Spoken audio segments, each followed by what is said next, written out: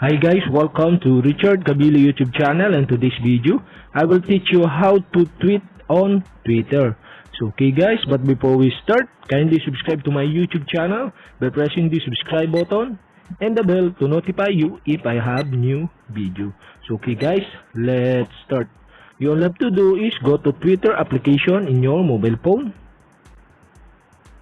Okay guys, here in Twitter homepage, okay, click tweet button. And okay guys, now you can create a message or tweet on Twitter. Okay, for my example. And okay guys, after you create a text or message on your Twitter, so okay, click tweet button on the upper right side on your screen.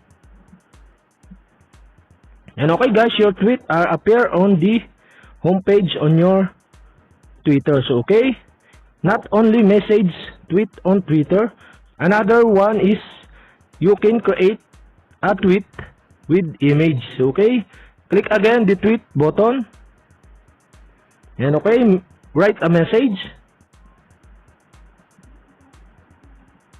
And okay, after you create a message, okay, to add a picture to your message or tweet, okay, you'll have to do is click the picture icon.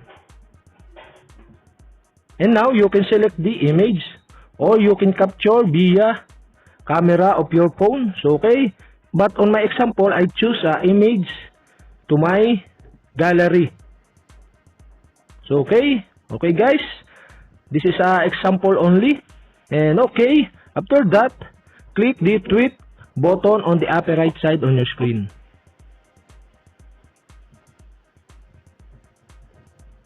And now your tweet with image are here in the homepage of your Twitter account.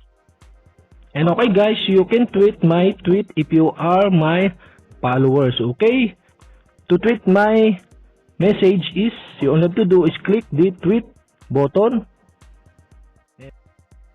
The pop-up will show below, and okay, you can see the retweet. Okay, you all have to do is click retweet. So okay guys, that's it. And if you have a question, kindly comment below, and don't forget to hit the subscribe button and the bell to notify you if I have new videos. Okay guys, thank you for watching.